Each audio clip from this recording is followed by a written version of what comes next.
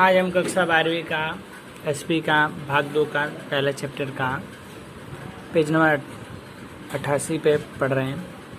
अनियमित अंश आवंटन और वैधिक अंश आवंटन के बारे में पढ़ेंगे। क्या है वो?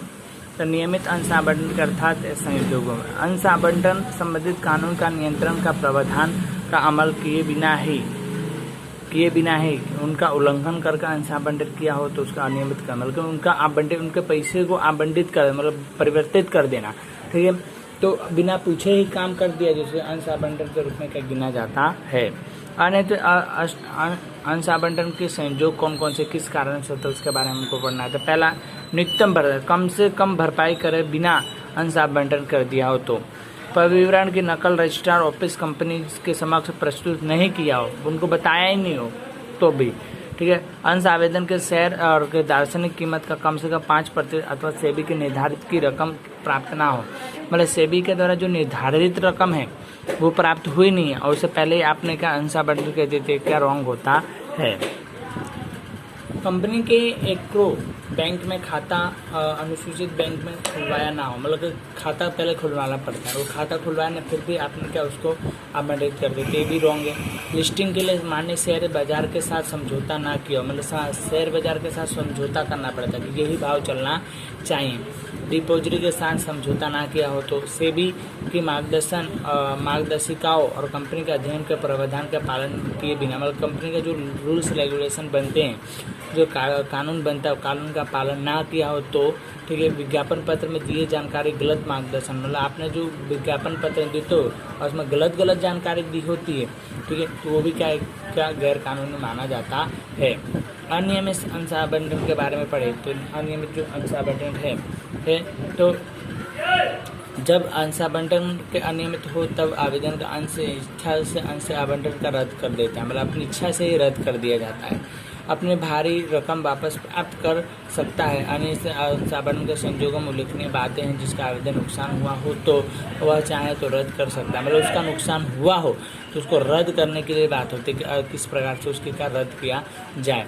तो पहला पॉइंट है वैदिक प्रथम सभा भरने के बाद 2 मास तक अंश आवंटन की रद्द करने के लिए, मतलब आपने पहला हफ्ता भर दिया बाकी 2 महीने तक और नहीं भरते तो आपका अंश आवंटन मतलब आपका अंश जो आवंटित कर दिया जाता है, बंद कर दिया जाता है। यदि वैदिक प्रथम सभा में के बाद अंश आवंटन किया हो तो अंश आवंटन की तारीख के बाद के 2 माह तक, मतलब इसमें भी क्या 2 में अंश आवंटन 1 महीने तक कर दे बाकी 2 महीने तक नहीं कर दें तो आपका खाता बंद कर दिया जाता है। कोई संचालक का जानबूझकर वैदिक आवंटन का प्रावधान का उल्लंघन करे तथा अन्य किसी भी वैसे कर दे तो ऐसे अनियमित आवंटन के परिणाम स्वरूप कंपनी के अंशधारी को कोई भी नुकसान हो तो उसके खर्च तो वह चुकाने के लिए संचालक स्वयं जिम्मेदार है, परंतु यह इस प्रकार का नुकसान का मुआवजा प्राप्त करने के लिए जरूरी कार्रवाई अंश आवंटन के बाद 2 वर्ष की अवधि में कर सकता, मतलब आपकी कंपनी को नुकसान हो रहा है, नुकसान और वो भर नहीं रहा है तो 2 साल तक देखा जाएगा। 2 साल के बाद आपका खाता बंद करके आपके जो पैसे आवंटित करके ले लिए जाते हैं, इस प्रकार का उसके अंदर प्रावधान किया हुआ है। अब अवैधिक रूप से देखे थे, वैधिक था ये अवैधिक के रूप से देखे थे क्या होता है तो उसके अंदर कौन कौन से संयोगों में किया जाता है आवंटन। तो अंश आवंटन का अंश धारक का कंपनी के बीच हुआ होता है, मतलब उन दोनों के बीच किया जाता है और ऐसा कारक संपूर्ण कार्य है तभी कहलाता है जब उसके आवश्यक तत्वों की उपस्थिति में अर्थात कि ऐसे अवस्थाओं में तत्वों की कमी हो। यदि अंश आवंटन हो तो वे अवैधिक माना जाता है, मतलब क्योंकि परिस्थिति खराब हो कंपनी की और वो व्यक्ति भर ही ना रहा हो, ठीक है, तो उसके अंशों को आवंटित किया जाता है। निवेदन दरखास्त आवेदन की अर्थात कि जो भविष्य में अंशधारक बनना चाहता है और उसे कंपनी के समक्ष अंश खरीदने के लिए निवेदन किया जाता होना चाहिए। ऐसे और निवेदन करता हुआ एक पत्र लिखना होगा कि हम कंपनी के आपके अंश खरीदना चाहते हैं, ठीक है। आगे दरखास्त का स्वीकारना, यदि आवेदन पत्र के निवेदन किया हो तो कंपनी के द्वारा उसके स्वीकार किए होना चाहिए। संचालक मंडल अंश आवंटन का ठहराव करते तब दरखास्त की स्वीकृति कंपनी की ऐसा माना जाता है, मतलब कंपनी ने किया है दरखास्त ऐसा माना जाएगा। स्वीकृति की जानकारी कंपनी के आवेदन को अंश आवेदन की स्वीकृति की जानकारी देना चाहिए।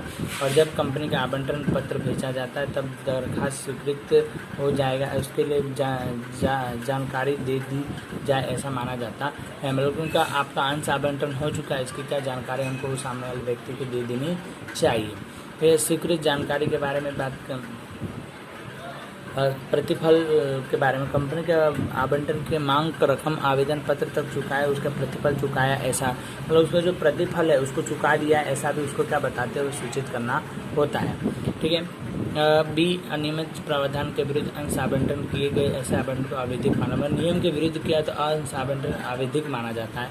ठीक है। संचालक के व्यक्ति के रूप में अंश आवंटन करे तो वह अवैधिक माना जाता है। संचालक उसके व्यक्ति बन करके अंश आवंटन वो भी गलत माना जाए। कंपनी कानून के अनुसार संचालन का अंश आवंटन होना आवश्यक है। जो कानून बना है उस कानून के अनुसार ही आवंटन होना चाहिए। माने शेयर बाजारों में कंपनी के अंशों की लिस्टिंग संबंधित से आवश्यकता और प्रावधानों का उल्लंघन किए जाए तो उससे अंश आवंटन किए जाए तो उसके अवैधिक गलत माना जाता है।